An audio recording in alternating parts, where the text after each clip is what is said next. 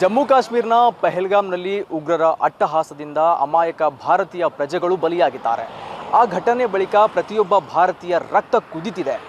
ಆ ಭಯೋತ್ಪಾದಕರನ್ನು ಮತ್ತು ಭಯೋತ್ಪಾದಕರನ್ನು ಸಹಕರಿಸುತ್ತಿರುವ ಪಾಕಿಸ್ತಾನ ದೇಶದ ಮೇಲೆ ಭಾರತ ಯುದ್ಧ ಸಾರಿ ಅದಕ್ಕೆ ತಕ್ಕ ಉತ್ತರವನ್ನು ನೀಡಬೇಕು ಅನ್ನುವುದು ಪ್ರತಿಯೊಬ್ಬ ಭಾರತೀಯ ಪ್ರಜೆಯ ಮಾತಾಗಿದೆ. ಹಾಗಾದರೆ ಬೀದರ್ನಲ್ಲಿ ಜನ ಏನು ಹೇಳ್ತಾರೆ? ಪಾಕಿಸ್ತಾನದ ಮೇಲೆ ಯುದ್ಧ ಆಗಬೇಕಾ ಅಥವಾ ಬೇಡವಾ ಅನ್ನೋದು ನೇರವಾಗಿ ಜನರಿಂದನೇ ಕೇಳ್ಕೊಂಡು ಬರೋಣ ಬನ್ನಿ. ಅಂದ್ರೆ ಜಮ್ಮು ಕಾಶ್ಮೀರದಲ್ಲಿ ಯಾವಾಗ ಮ್ಯಾಗ ಬಂದು ಹೊಡಿತಾನೆ ಇದ್ದಾರೆ. ಅದಕ್ಕೊಂದು ಸರ್ಕಾರದಿಂದ ಒಂದು ಏನಾದರೂ ಒಂದು ಕಠಿಣ ಕ್ರಮ ತಗೊಂಡು ಆ ಉಗ್ರಗಾದಿಗಳು ನಮ್ಮ ದೇಶದೊಳಗೆ ಬರದ ಹಂಗೆ ಏನಾದರೂ ಸರ್ಕಾರ ಕ್ರಮ ತಗೋಬೇಕಂತ ನಾವು ಪಾಕಿಸ್ತಾನ ಮೇಲೆ ಯುದ್ಧ ಮಾಡ್ರಿ, ಪಾಕಿಸ್ತಾನದ ನೀರು ಬಂದ್ ಮಾಡ್ರಿ, ಪಾಕಿಸ್ತಾನದ ರಾಶನ ಪಾನಿ ಬಂದ್ ಮಾಡಿದ್ರಿ, ಪಾಕಿಸ್ತಾನಿಗೆ ಏನಾದರೂ ನಿಮ್ಮ ಹತ್ರ ಹೆಂಗೆ ನಿಮ್ಮ ತಲೆ ನಡೀತೋ ಆ ರೀತಿ ನಿಮ್ಮದೊಂದು ಸರಿಯಾದ ಅದಕ್ಕೊಂದು ಪಾಠ ಕಲಿಸಿ ನಮ್ಮ ದೇಶವನ್ನು ಸುರಕ್ಷಿತವಾಗಿ ಮಾಡಬೇಕು ಎಂದು ನಾವು ಸರ್ಕಾರಿಗೆ ಏನದಂದ್ರೂ ಮನವಿ ಮಾಡ್ತೇವೆ. ಇಲ್ಲಿದ್ದರ ಕೆಲವೊಬ್ರು ಬ್ಯಾಡ ಅಂತಂದ್ರೆ ಅನಿವಾರ್ಯ ಇಲ್ಲಪ್ಪ ಯುದ್ಧ ಮಾಡೋದು, ಯುದ್ಧ ಮಾಡಬಾರ್ದು ಅನಿವಾರ್ಯ ಇಲ್ಲ ಅಂತೇಳಿ ಹೀಗೆ ಕುಂತೇಳಿ ಈಗ 50-60 ವರ್ಷ ಆಯಿತು. ಮ್ಯಾಗ ಯಾವಾಗ ಏನದಾದ್ರು ಇದು ಆಗ್ತಾನೆ ಇದೆ.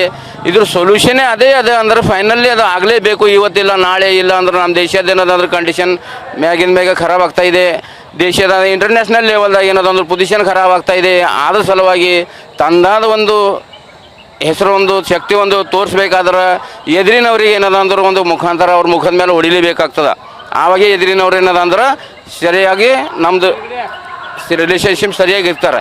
ಇಲ್ಲಾಂದ್ರೆ ಎದುರಿನವ್ರಿಗೆ ಏನು ವ್ಯಾಲ್ಯೂ ಇರೋಲ್ಲ. ಅದ್ರ ಸಲುವಾಗಿ ಏನದಂದ್ರೆ ಸರ್ಕಾರ ನಮ್ಮದು ಇಷ್ಟು ಹತ್ಯಾರ ತಂದೆವು ಅಷ್ಟೇ ಲಕ್ಷ ಕರೋಡು ₹100 ಲಕ್ಷ ಗಂತಿ ಅದಕ್ಕೆ ಹತ್ಯಾರ ಇವೆಲ್ಲ ಏನು ಪೂಜೆ ಮಾಡೋ ಸಲುವಾಗಿ ತಂದಿರ ಎಲ್ಲಾರ ಯೂಸ್ ಮಾಡಿದ್ರೆ ತಿಳಿತದೆ ಹತ್ಯಾರ ಕೆಲಸನೂ ಮಾಡ್ತದ ಏನಿಲ್ಲ ಅಂಬೋದು ಅದ್ರಾಗ ಗೊತ್ತಾಗಬೇಕಲ್ಲ. ಆ ದೇಶದಿಂದ ತಂದೆವು, ಈ ದೇಶದಿಂದ ತಂದೆವು, ಇಷ್ಟು ಯಾವ್ದ್ರ ಸಲುವಾಗಿ ತಂದಿರಿ. ಒಂದು ಸಲ ಯೂಸ್ ಮಾಡಿದ್ರೆ ಆ ಹತ್ಯಾರ ನಡೀತಾ ಇದೆಯಾ ಅಥವಾ ಇಲ್ಲ, ನಮ್ಮ ದುಡ್ಡು ಏನದ ಅಂದ್ರೆ ಕೆಲಸ ಸಲಕ್ಕೆ ಖರ್ಚು ಮಾಡಿದ್ದೇವಾ ಇಲ್ಲ ಅದ್ರಾಗ ಗೊತ್ತಾಗಬೇಕು. ಒಂದು ಸಲ ಆ ಸಲಕ್ಕೆ ಅದ್ರದ್ದು ಒಂದು ಪರೀಕ್ಷಣೆ ಅಂತೇಳಿ ಯಾಕಾಗಲ್ಲ. ಈ ಒಂದು ಸಲ ಏನದಂದ್ರೆ ಅದು ಪಾಠ ಕಲಿಸ್ಬೇಕು. ಇಂಟರ್ನ್ಯಾಷನಲ್ ಲೆವೆಲ್ದಾಗ ನಮ್ಮ ದೇಶದ ಒಂದು ಹೆಸರು ಉಳಿಬೇಕು ಅಂತೇಳಿ ನಾವು ಸರ್ಕಾರಕ್ಕೆ ಒತ್ತಾಯ ಮಾಡ್ತೀವಿ. ಸೊ ನೋಡ್ರಿ, ಇವಾಗ ಆ ಘಟನೆ ನಡೆದು ಇಡೀ ನಮ್ಮ ಭಾರತ ಸೇರಿದಂತೆ ಇಡೀ ವಿಶ್ವ ಏನಪ್ಪ ಅಂದ್ರೆ ಇವತ್ತು ಖಂಡಿಸ್ತಾ ಇದೆ ಆ ಒಂದು ಉಗ್ರವಾದ ಘಟನೆಗೆ. ಅದರಲ್ಲಿ ಅಮಾಯಕರು ಸುಮಾರು ಇವತ್ತು 26 ಜನರು ಏನಪ್ಪ ಅಂದ್ರೆ ಭಾರತೀಯರು ಏನಪ್ಪ ಅಂದ್ರೆ ಅವರ ತಮ್ಮ ಏನಪ್ಪ ಅಂದ್ರೆ ಪ್ರಾಣ ಬಿಟ್ಟಿದ್ದಾರೆ. ಸೊ ಆ ಒಂದು ದುಷ್ಕೃತ್ಯದಿಂದ ಇವತ್ತು ಆ ಘಟನೆ ಎಲ್ಲ ಈ ಎಲ್ಲದಕ್ಕಿಂತ ಇನ್ನೊಂದು ನಾವೇನು ನೋಡ್ತಾ ಇದ್ದೀವಿ ಅಲ್ಲಿ ಏನು ಇವತ್ತು ನಮ್ಮ ಭಾರತೀಯರನ್ನು ಇವತ್ತು ಧರ್ಮ ಕೇಳಿ ಜಾತಿ ಕೇಳಿ ಏನು ನೋಡಿದ್ರು ಅದು ಎಲ್ಲಕ್ಕಿಂತ ದುರ್ದೈವ ಸಂಗತಿ. ಇವತ್ತು ಅನೇಕ ಸಂಘಟನೆಯವರು ವಿಶ್ವಸಂಸ್ಥೆಯಲ್ಲಿ ಅಥವಾ ಅಂತಾರಾಷ್ಟ್ರೀಯ ಮಟ್ಟದಲ್ಲಿ ಸಣ್ಣ ವಿಷಯ ಅಂದರೆ ಮಾನವ ಹಕ್ಕುಗಳ ಉಲ್ಲಂಘನೆ ಅಂತ ಬೇರೆ ಅನೇಕ ಏನಪ್ಪ ನೋಡ್ತಾ ಇದ್ದೀವಿ. ಆದರೆ ಇವತ್ತು ಸಮಾಜವಾದ ಸಮಾಜ ಚಿಂತಕರು ಎಲ್ಲಿದ್ದಾರೆ? ಇಷ್ಟು ದೊಡ್ಡ ಘಟನೆ ಆದರೂ ಕೂಡ ಏನಪ್ಪ ಅಂದ್ರೆ ಅವ್ರು ಬಂದು ಹೋರಾಟ ಮಾಡ್ತಾ ಇಲ್ಲ. ಇವತ್ತು ವಿಶ್ವಸಂಸ್ಥೆ ಏನಪ್ಪ ಅಂದ್ರೆ ಖಂಡನೆ ಮಾಡ್ತು, ರಷ್ಯಾ ಆಗಿತ್ತು, ವಿಶ್ವದ ಸುಮಾರು ದೇಶಗಳು ಇವತ್ತು 70% ದೇಶಗಳು ಖಂಡನೆ ಮಾಡಿ ನಮ್ಮ ಭಾರತದ ಜೊತೆಗೆ ಇರ್ತೀವಿ ಅಂತ ಹೇಳಿದ್ದಾರೆ.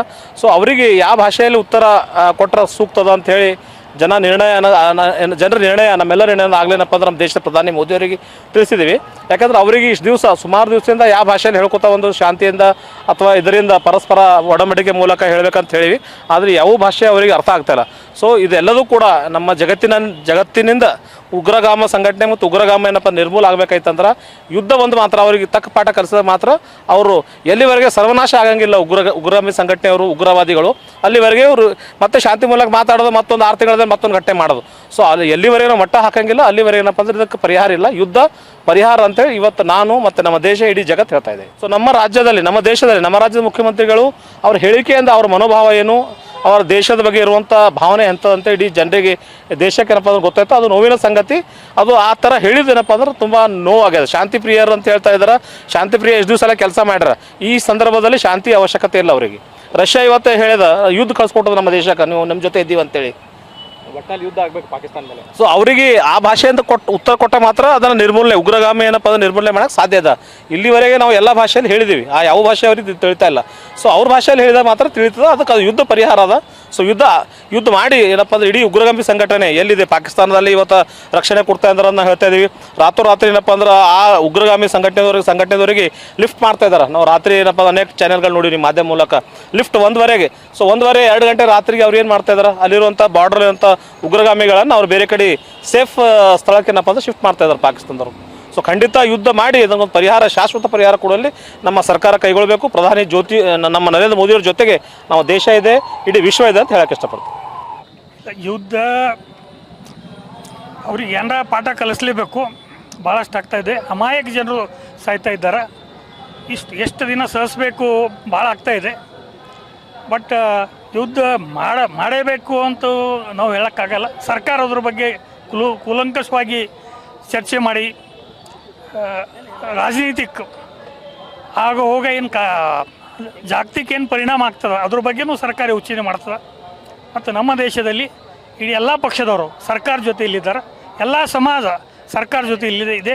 ಇವನ್ ಮುಸ್ಲಿಂ ಸಮಾಜನೂ ಕೂಡ ಸರ್ಕಾರ ಜೊತೆಯಲ್ಲಿದೆ. ಅದಕ್ಕೋಸ್ಕರ ಯಾವುದೇ ಜಾತಿ ಪಾತಿ ಪಕ್ಷ ಭೇದ ಭಾಷಾ ಏನೂ ಇಲ್ಲದೆ ದೇಶ ಮೊದಲು ಅಂತ ನಾವು ಎಲ್ಲ ಭಾರತೀಯರು ಅದಕ್ಕೆ ನಾವು ಸರ್ಕಾರ ಜೊತೆಯಲ್ಲಿದ್ದೆವು. ಸರ್ಕಾರ ಏನೇ ನಿರ್ಣಯ ತಗೊಳ್ಳಿ ನಾವು ಸರ್ಕಾರ ಜೊತೆಯಲ್ಲಿದ್ದೆವು, ಎಲ್ಲ ಸಮಾಜ ಭಾರತದಲ್ಲ. ನಾನು ಶಿವಾಜಿರಾವ್ ಪಾಟೀಲ್ ಮುಂಗನಾಳ. ಇಲ್ಲ, ಪಾಕಿಸ್ತಾನದಲ್ಲಿ ಯುದ್ಧ ಆಗಬೇಕ್ರಿ. ನಾನು ಎಕ್ಸ್ ಆರ್ಮಿ ಇದ್ದೇನೆ. ಯುದ್ಧ ಆಗಲೇಬೇಕು, ಬೇಗ ಬೇಗ ಅದು ಹೋರಾಟ ಇದು ಮಾಡ್ತಾರಲ್ಲ ಅದು ಆಗಬಾರ್ದು. मैं हिंदी में बात करता हूँ जी, मैं हिंदी में बात करता हूँ. हिंदी में बात करता अच्छा है. हम जो देश के ऊपर जो ऐसा हो रहा है बार बार नहीं होना चाहिए. पाकिस्तान के साथ युद्ध होना चाहिए. कोई जाति धर्म सब हम एक है, सब राजनीतिक पार्टी एक साथ होकर के पाकिस्तान को सबक सिखाना चाहिए. पाकिस्तान को लूज नहीं छोड़ना चाहिए. उसके साथ युद्ध करके उसको एक पाटा सिखाना चाहिए. ये मेरा एक ओपिनियन है. उतना बात करने नहीं आता हमारे. युद्ध ಆಗಬೇಕಾ ಬೇಡವಾ? होना चाहिए. ಹೋನಾ ಚಾಹಿಯೆ. ಹಾಂ. ಸರ್, ನಿಮಗೇನು ಅನಿಸ್ತದೆ ಪಾಕಿಸ್ತಾನ ಮೇಲೆ ಯುದ್ಧ ಆಗಬೇಕಾ ಅಥವಾ ಹೆಂಗೆ? ಸರ್ಕಾರ ಒಳ್ಳೆಯ ನಿರ್ಣಯ ತೆಗೆದುಕೊಳ್ತಾ ಇದೆ. ಅದು ಯುದ್ಧ ಆಗತ್ತನ ಇದು ಪ್ರಾಬ್ಲಮೇ ಸಾಲ್ವ್ ಆಗಲ್ಲ. ಹಾಂ, ಯಾಕಂದ್ರೆ ಅದು ಇವ್ರೇನದ ಮೇಲೇನದ ಕೆಲವೊಂದು ಟೆರರಿಸ್ಟು ಬಂದರು ಹೊಡೆದ್ರು ಅದು ನಡೀತಾನೆ ಇದೆ. ಅದು ಯಾವುದರ ಒಂದು ಇದು ಆಗಬೇಕಂದ್ರೆ ಅದು ಸೊಲ್ಯೂಷನ್ ಅಂದ್ರೆ ಯುದ್ಧ, ಫೈನಲ್ ಯುದ್ಧ ಆದರೆ ಅದು ಆ ಪ್ರಾಬ್ಲಮ್ಗೆ ಏನದ ಒಂದು ಪರಿಹಾರ ಸಿಗ್ತದೆ. ಸರ್, ನಿಮ್ಗೇನು ಅನಿಸ್ತದೆ? ನೋಡ್ರಿ, ಪಾಕಿಸ್ತಾನದವ್ರಿಗೆ ಏನದ ಅಂಜಿಕೆ ಇಲ್ಲ ನಮ್ಮ ಭಾರತ ದೇಶದಿಂದ. ಅದರ ಕಾರಣ ನಮ್ಮ ಭಾರತ ದೇಶದವರು ಅವ್ರಿಗೆ ಪಾಠ ಕಲಿಸ್ಲೇಬೇಕು, ಇದು ಆಗಲೇಬೇಕು. ಆವಾಗೇ ಅವ್ರಿಗೆ ತಣ್ಣಗಾಯ್ತಾರೆ, ಆಯತನ ಆಗಲ್ಲ. ನಮ್ದು ಕೆಲವರು ಬೇಡ ಅಂತದಲ್ಲ ಸರ್, ಬೇಡ ಅಂಬದು ಅದು ಗರಜಿಲ್ಲ. ನಮ್ಮ ದೇಶ ಒಕ್ಕಟ್ಟದ, ಎಲ್ಲ ರಾಜಕೀಯ ಪಾರ್ಟಿ ಒಂದೇ ಅದ. ಬಿಲ್ಕುಲ್ ಅವ್ರಿಗೆ ಸಬಕ್ ಸಿಕ್ಕಾಸ್ಬೇಕಂತ ಎಲ್ಲರ ಮರ್ಜಿ ಅದ, ಅದಕ್ಕೇನಿಲ್ಲ. ಬಿಲ್ಕುಲ್ ಮೋದಿ ಏನು ಪ್ರಕಾರ ಕದಮ್ ಉಟ್ಟಾಸ್ತಾರೆ ನಾವೆಲ್ಲರೂ ರಾಜಿ ಇದ್ದು. ಬಿಲ್ಕುಲ್ ಸರ್ಕಾರ ಏನು ನಿರ್ಣಯ ತಗೊಂಡ್ರು ಹಾಂ, ಬಿಲ್ಕುಲ್ ಸಪೋರ್ಟ್. ಸರ್, ನಿಮಗೇನು ಅನಿಸ್ತದೆ? ಏನು ಮೊನ್ನೆ ನಡೆದಂಥ ಘಟನೆ ಕಾಶ್ಮೀರದ ಪಹಲ್ಗಾಮ್ನಲ್ಲಿ ಒಂದು 26 ಅಮಾಯಕ ಜನರನ್ನು ಉಗ್ರವಾದಿಗಳು ಏನು ಬರ್ಬರವಾಗಿ ಹತ್ಯೆ ಮಾಡಿದ್ದಾರೆ. ಅದನ್ನು ಮೊಟ್ಟ ಮೊದಲ ಬಾರಿಗೆ ಖಂಡಿಸ್ತೇನೆ. ಅದರ ಜೊತೆಗೆ ನಮ್ಮ ಸರ್ಕಾರವು, ಭಾರತ ಸರ್ಕಾರವು ಆತಂಕವಾದಿಗಳನ್ನು ಸೆರೆ ಹಿಡಿದು ಬಗ್ಗು ಬಡಿದು ಪುನಃ ಇಂಥ ಘಟನೆ ಆಗದಂತೆ ನೋಡಿಕೊಳ್ಬೇಕು. ಮತ್ತು ಪಾಕಿಸ್ತಾನದ ವಿರುದ್ಧ ಏನು ಕಹಳೆ ಊದಿದ್ದಾರೆ ನಮ್ಮ ಭಾರತ ದೇಶದ ಪ್ರಧಾನಮಂತ್ರಿ, ಅದು ಸರಿಯಾಗಿದೆ. ಒಂದು ಸಲ ಅವರನ್ನು ಮುಟ್ಟುವಂತೆ ಹೊಡೆಯಬೇಕು, ಅವರನ್ನು ಬಗ್ಗು ಬಡಿಯಬೇಕು. ಅಂದಮ್ಯಾಗೆ ಅವರೆಲ್ಲ ಇದಕ್ಕೆ ಪದೇ ಪದೇ ಮಾಡೋಂಗಿಲ್ಲ. ಸೊ ಈಗ ಸಿಂಧು ನದಿಯೇನು ಈಗಾಗಲೇ ನೀರಿಗಾಗಿ ಹಾಹಾಕಾರ ನಡೀತಾ ಇದೆ ಪಾಕಿಸ್ತಾನದಲ್ಲಿ. ಹೀಗೆ ಇದಕ್ಕಿಂತ ಮೊದಲು ಊಟಕ್ಕೆ ಗತಿದ್ದಿಲ್ಲ, ಈಗ ನೀರಿಗೆ ಗತಿ ಇಲ್ಲ. ಸೊ ಹೀಗಾಗಿ ಅವ್ರನ್ನ ಅಸ್ಥಿರಗೊಳಿಸೋದ್ರಿಂದ ಏನೂ ಆಗಂಗಿಲ್ಲ. ನಮ್ಮಲ್ಲಿ ಯುದ್ಧ ನೌಕೆಗಳು, ವಿಮಾನಗಳು, ಭಾಳಷ್ಟು ಯುದ್ಧ ಸಾಮಗ್ರಿಗಳಿವೆ. ಅದನ್ನು ಸುಮ್ಮನೆ ಇಟ್ಟು ಏನು ಉಪಯೋಗ? ಹೀಗಾಗಿ ಒಂದು ಸಲ ಇದು ಆಗೇಬೇಕು, ಯುದ್ಧ ಆಗೇಬೇಕು. ಆ ಉಗ್ರ ಚಟುವಟಿಕೆಗೆ ಪರೋಕ್ಷವಾಗಿ ಪ್ರತ್ಯಕ್ಷವಾಗಿ ಕುಮ್ಮಕ್ಕು ನೀಡುತ್ತಂಥ ಪಾಕಿಸ್ತಾನ ಆಗಲಿ ಬೇರೆ ಯಾವುದೇ ದೇಶ ಆಗಲಿ ಅದನ್ನು ಈ ಬಾರಿ ಭಾರತವನ್ನು ಸಹಿಸ್ಕೊಳ್ಳೋದಿಲ್ಲ. ಈ ಬಾರಿ ಸಹಿಸ್ಕೊಳ್ಳಾರದೆ ಅವರನ್ನು ಸದೆ ಬಡಿಬೇಕಂತೇಳಿ ಹೇಳ್ತೀನಿ. ಕೆಲವೊಬ್ಬರು ಯುದ್ಧದ ಅನಿವಾರ್ಯತೆನೇ ಇಲ್ಲ ಅಂತ ಅದರ ಬಗ್ಗೆ ಏನಂತ ಅವ್ರವ್ರ ದೃಷ್ಟಿಕೋನ ಕೆಲವರು ಯುದ್ಧ ಅನಿವಾರ್ಯತೆ ಇಲ್ಲ ಅಂತ ಇವ್ರ ಮನೆಗೆ ಹೋಗಿ ಹೊಡೆದ್ರು ಅಂದ್ರೆ ಅವ್ರಿಗೆ ತಿಳಿತದೆ. ಯುದ್ಧ ಆಗಲೇಬೇಕು, ಅದು ಅನಿವಾರ್ಯತೆ ಇದೆ. ಏನಿದೆ, ಭಾರತ ಶಾಂತಿಗೂ ಸಹಿ, ಕ್ರಾಂತಿಗೂ ಸಹಿ. ಭಾರತ ದೇಶದ ಮೇಲೆ ಪದೇ ಪದೇ ದಾಳಿ ಮಾಡ್ತಾ ಇದ್ದಾರೆ. ಪದೇ ಪದೇ ಎಷ್ಟೋ ಜನ ಅಮಾಯಕರು ಬಲಿಯಾಗ್ತಾ ಇದ್ದಾರೆ. ಇದನ್ನು ಖಂಡಿಸಬೇಕಾಗ್ಯದ. ಒಂದು ಸಲ ಯುದ್ಧ ಆದರೆ ಇದೆಲ್ಲ ಮುಂದೆ ಆಗಂಗಿಲ್ಲ ಅಂತೇಳಿ ನಮ್ಮ ಅನಿಸಿಕೆ. ಗ್ಯಾರಂಟಿ ನ್ಯೂಸ್, ಸುದ್ದಿ ಖಚಿತ, ನ್ಯಾಯ ನಿಶ್ಚಿತ.